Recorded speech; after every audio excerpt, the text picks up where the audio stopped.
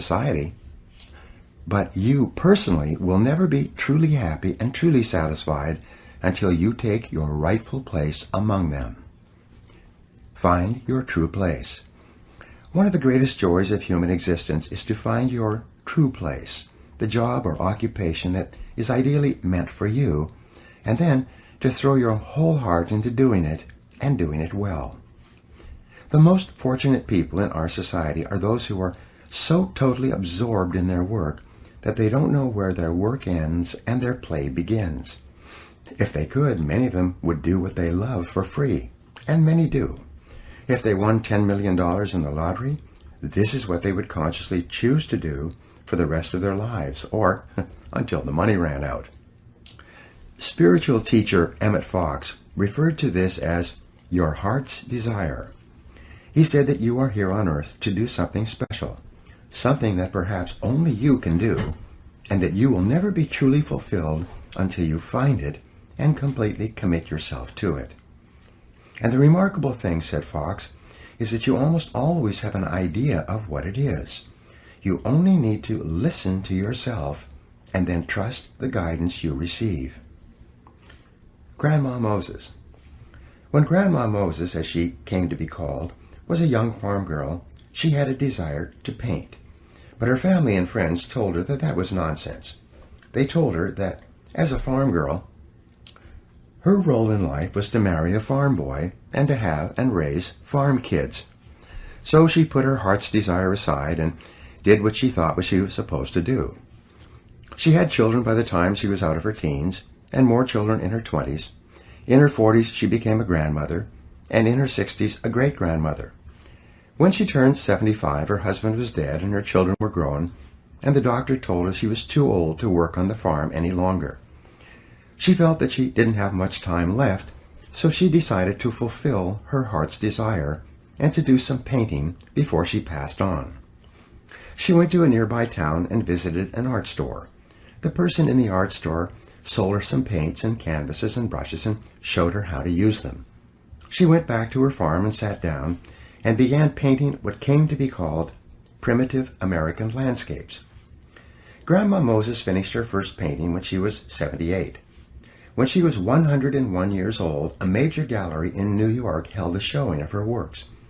In the last 10 years of her life, some of her paintings were selling for more than $100,000 each. Now here's the rub. She was told as a young girl that she couldn't paint because it cost too much and no one could afford it. Yet, when she began painting, she earned more in a year from her paintings than she and her husband had earned in an entire lifetime of hard work on the farm. She was not only a complete natural, she was also a totally original talent. It's been estimated that if she had begun painting in her late teens, as she really wanted to do, and her paintings had been as successful commercially as they still are today, she might have become one of the richest women in America. Follow your heart. The history of the human race is written in the life stories of men and women who followed their heart's desires and did what they were uniquely qualified to do and did it with all their heart. And no matter what your situation is, this possibility lies open to you right now. Colonel Harlan Sanders was 66 years old before he sold his first chicken based on his Kentucky Fried Chicken recipe. He had been working as a cook and as the owner of his own small cafe all his life, preparing fried chicken with his recipe.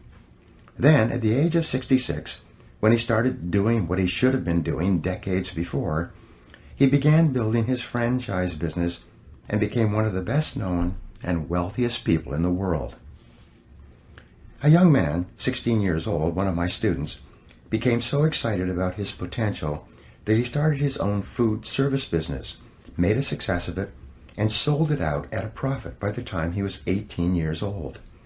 His accomplishment and his confidence as a result were so impressive that when he went to work for a major grocery chain, they promoted him up the ladder so fast that before the end of his 18th year, he became the youngest full manager of a major grocery store in America, and he loves every minute of his work. Courage and confidence are essential. Countless men and women have written to me and returned to my seminars around the country and told me that summoning up the courage to do what they really wanted to do was the turning point in their lives. Some of them had dramatically increased their incomes 5 and 10 times, although many had not. In every case, they were working harder than ever before, but as a result, they were happier than they had ever been. Their postures are strong and straight. Their eyes shine, their voices are clear, their language is positive, and it's obvious that they're really enjoying their lives. They have a calm, quiet confidence in themselves that is unmistakable and makes them stand out from others around them. Your development of competence and mastery, and the self-confidence that goes with it, actually begin with self-analysis and self-awareness. Socrates said that the beginning of all wisdom and understanding is contained in the words, "Man, know thyself." And in analyzing yourself to determine what it is that would be ideal for you to do, there are 6 approaches you can use. First, ask yourself these questions. 1. What talents, skills, and abilities do you have that seem to be natural to you? 2. What have you been able to do easily and well in the past that seems to be difficult for other people? 3. What subjects in school and what parts of your work have you naturally gravitated toward? 4. What did you most enjoy doing between the ages of 7 and 14? Ask your mother. This is often a predictor of what you should be doing as an adult. 5. What parts of your work do you love to do and seem to do well? And 6. What work or activities give you a natural high? They give you energy, fill you with enthusiasm, and you lose track of time when you are doing them. Every person is put on this earth with a unique combination of talents and inclinations that makes him or her different from anyone else who has ever lived. And it is only when you find the special situation that can most benefit from your unique capabilities that you will be able to make the greatest contribution and enjoy the greatest rewards, both tangible and intangible. Finding the right job for you and then becoming excellent at that job is one of the chief responsibilities of adult life. The 4 quadrants of work. An excellent exercise in self-discovery is for you to divide your work activities into 4 quadrants. This was first suggested by Viktor Frankl, the founder of logotherapy. The 4 quadrants are divided up by hard to learn versus what is easy to learn, and what is hard to do versus what is easy to do. Quadrant 1. In the first quadrant, you find those jobs and activities that are hard to learn and hard to do. These are probably areas for which you have no natural facility and from which you get very little pleasure, like a salesperson having to do detailed account reports or financial analysis, or a computer programmer expected to make sales calls or do public speaking. The individual and the occupation are not suited to each other. They are hard to learn and always hard to do. Quadrant 2. This quadrant contains things that are easy to learn but hard to do. Hard physical labor might fall into this category, like digging a ditch with a shovel. It's easy to learn, but it's always hard to do. Quadrant 3. This quadrant contains those jobs or activities that are hard to learn but easy to do. Driving a car or typing with a keyboard might fall into this category. They are difficult to learn at first, but once you have learned them, they're easy to do afterwards. Quadrant 4. This quadrant, in terms of what you should ideally be doing, is the most important. These are the jobs that are easy to do, and they were so easy to learn that you often forgot how you learned them at all. These are invariably the types of jobs or the kind of work at which you excel and which are almost effortless for you, although they may be difficult for others. This is or are the work or jobs that you should be doing with your life. Examine your work history. Look back over your life and ask yourself, What activities, behaviors, or decisions have been most responsible for my success in life to date? You'll probably find that less than 5% of the things that you have said or done have accounted for most of the success that you have enjoyed. You may find that it was your unique ability to solve a particular kind of problem or to take advantage of a particular type of opportunity. You may find that your special talent was an interpersonal skill that enabled you to influence and persuade other people at a particular time and place. You may find, upon analysis, that it was an ability to take charge and accept responsibility for accomplishing a particular goal.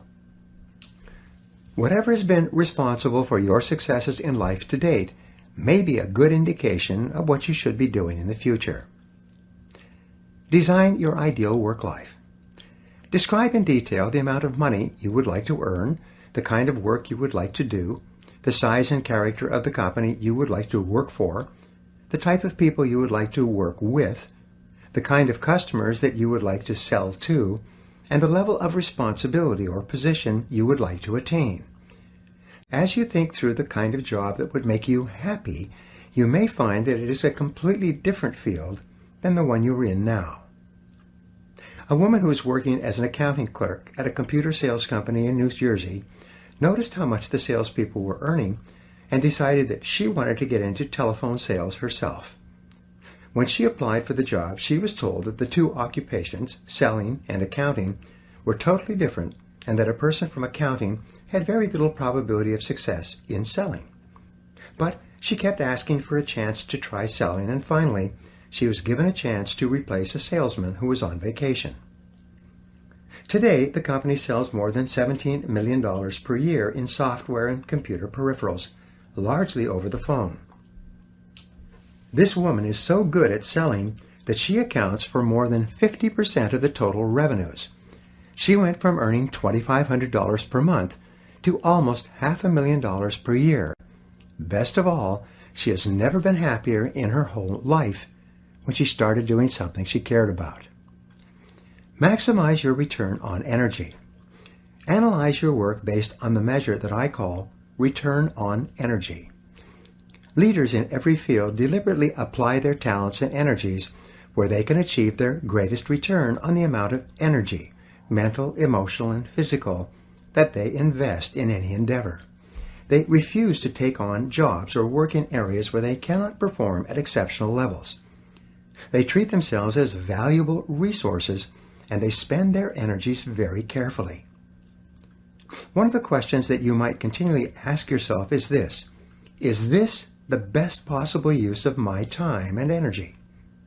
Is what you are doing right now the most valuable thing that you could be doing, given your particular combination of talents and abilities?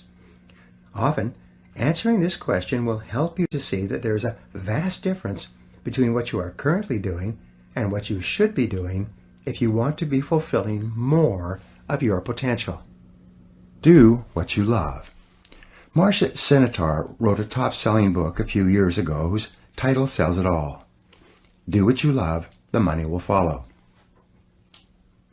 Almost every really successful, happy man or woman will say that the reason for their success is that they are doing what they love to do. Whenever a person is unhappy for any reason, I always ask them how much they enjoy their work, and would they choose to do this type of work if there were other options open to them. Invariably, when someone is generally unhappy with their life, especially a man, they are dissatisfied with their work for some reason. Unfortunately, there's an old myth in our society that suggests that work is a penalty you pay during the day so that you can get your enjoyment from other things in the evenings and on the weekends. Many people view work as a punishment, but something that is unavoidable. They try to do it as well as they need to so they don't get fired, but they never really think about whether they enjoy it or not. However, this attitude is not for you. Your life is too precious and valuable to spend it doing something you don't enjoy. Every minute of it should be spent doing things that you love and care about and which make you happy. The wonderful thing is that the highest paid people in America and worldwide are often working at jobs that they enjoy so much that they hate to go home at night. And the lowest paid people are invariably found at jobs they dislike, where they are just going through the motions. 2 questions to test job suitability. Here are 2 simple tests to determine whether or not you are in the right job for you. Number 1, would you continue to work at that job if you won $1 million in the lottery tomorrow? If the first thing that you would do would be to quit your job if you had enough money, then this simply means that you are in the wrong position for you. Number 2, use what I call the clock test. People who are in the wrong job watch the clock all the time. They are very aware of what time they start and what time they quit. People who are in the right job are seldom aware of the clock, except to know how little time they have left to do the work they really enjoy. However you measure it, choosing the right work for you is central to you enjoying high feelings of self-esteem and self-confidence, not only in your work, but in every other part of your life. Commit to excellence. Once you have chosen your ideal job or occupation for this stage of your career, your biggest responsibility is to make the decision to become very good and then to become excellent at what you do. In a lengthy study on successful Americans, the Gallup organization discovered that expertise, or being recognized by your peers as one of the very best in your field, was one of the essential ingredients for success in American life. We said before that self-confidence comes from positive knowing rather than positive thinking. And it's only when you know that you are outstanding in your chosen field that you really feel terrific about yourself and that you enjoy high levels of self-confidence. Men and women who are good at what they do and who know that they are good at what they do are very different from those who are only average. They walk and talk and dress and behave differently. They have an attitude of assurance and certainty about themselves, which causes them to stand out in any group. They have a deep-down sense of self-worth and self-confidence that is evident to everyone around them. Excellence is learnable. A man in his mid-20s came up to me at a seminar in Pittsburgh recently. He said that he had started in sales just over 4 years ago. When he began, he had no experience and knew nothing about either how to sell or anything about his product and how it could benefit his prospects. He told me that his basic sales training was provided to him by his manager in the form of my audio program, The Psychology of Selling. As he listened to this program, which taught him how to sell professionally step by step, he became excited about learning and about professional development. He listened to the audios over and over and then bought additional audio programs and began reading voraciously in the field of selling. He told me that in his first year in a very competitive market, he earned $22,000. But as he read and listened to audio programs and attended seminars, he got better and better. In his second year, he earned $48,000. He became totally committed to continuous learning, and in his third year, he earned $94,000.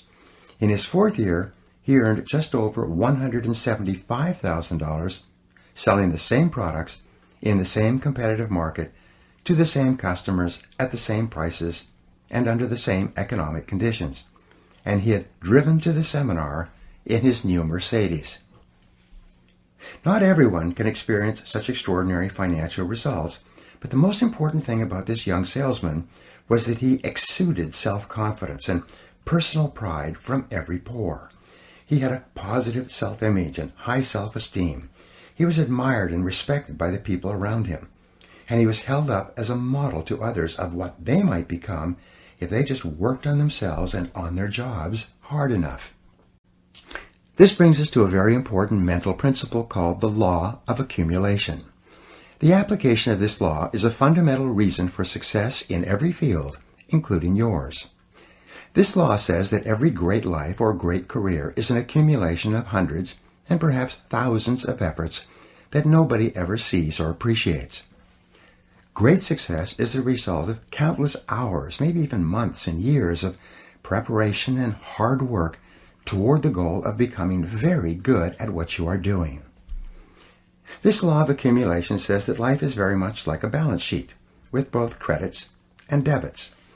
Every time you do something positive to enhance your abilities and to improve your life, you get a credit on the credit side of your ledger.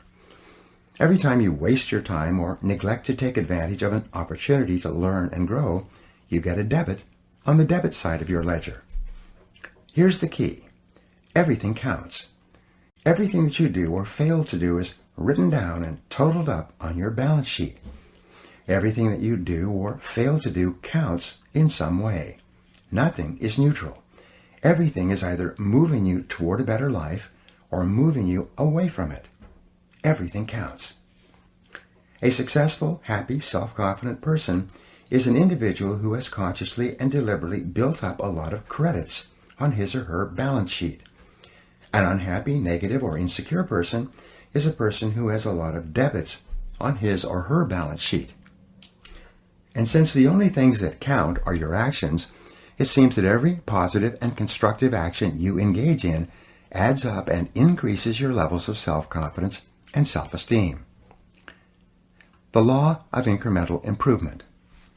Perhaps the most important corollary of the law of accumulation is what is called the law of incremental improvement. This is really the law that explains how you move from wherever you are to the top of your field. This is the law that explains all great success in America or anywhere else in the world. This law simply states that a person becomes good at his or her chosen field by improving incrementally, continuously, over a long period of time. My friend Darren Hardy has written a book entitled The Compound Effect, in which he explains how it is that everything positive you do in your life compounds and multiplies, growing with force and power over the months and years. As Einstein said, compounding is the most powerful force in the universe. Pattern recognition. In a study on the subject of mastery, reported on in the magazine Psychology Today some years ago, the researchers concluded that mastery consisted of the ability to recognize a great variety of patterns in a given situation based on what they called a high level of integrative complexity. Integrative complexity is defined as the ability to recognize patterns in a situation and to accurately predict what is likely to happen and the best action to take based on previous experiences with similar situations. For example, a salesperson would achieve a high level of confidence and capability in a sales situation by having both studied his or her profession and by having been in countless previous sales situations. He or she would have developed the ability to integrate his knowledge and experience and to recognize a particular pattern in the sales situation based on previous sales situations that were similar to this one. An excellent business person is one who has developed this same capability of recognizing a pattern when it occurs again, drawing upon previous experiences, and is therefore able to respond effectively and do and say the right things to complete the business transaction successfully or make the correct investment decision. The Grand Masters. The researchers found that a Grand Master in chess, for example, was able to recognize as many as 100,000 different patterns or layouts on the chessboard and had developed a strategy to deal with each one. A national chess champion was able to recognize perhaps 50,000 patterns. A tournament chess player was able to recognize perhaps 10,000 patterns on the chessboard, and so on. Their conclusion was that it takes several thousand hours of research and practice to achieve and perform at exceptional levels in any complex field or any difficult occupation or profession. Although there are prodigies, people who succeed in a short period of time, these are very rare. Malcolm Gladwell, in his best-selling book Outliers, quotes the extensive research that shows that it takes several years on average for a person to become excellent in his or her chosen field. According to Gladwell, mastery in any field requires 10,000 hours or 7 years of hard work, or both. Most people only become wealthy after the age of 40 or 50 if they achieve it at all. It takes them many years of hard work, continuous learning, and experience to develop an extensive enough repertoire of patterns so that they can recognize and take advantage of opportunities that appear to them. Up to that time, they make many mistakes. 2 steps forward and 1 step back, as they say. The foundation of self-confidence. The law of incremental improvement is your key to an unlimited future of success, prosperity, and self-confidence. It doesn't matter where you're starting from. All that matters is where you're going. As Theodore Roosevelt said, do what you can with what you have where you are. By applying the law of incremental improvement to yourself and your work, you can begin moving upward toward joining the great ones in your field. If you are doing what you love to do, and you are doing it with all your heart, by engaging in continuous personal and professional improvement, you can begin to move forward at such a rapid rate that it will astonish you. You've heard of the 80-20 rule, which says that 80% of the income goes to 20% of the people. Your goal, if you are not already there,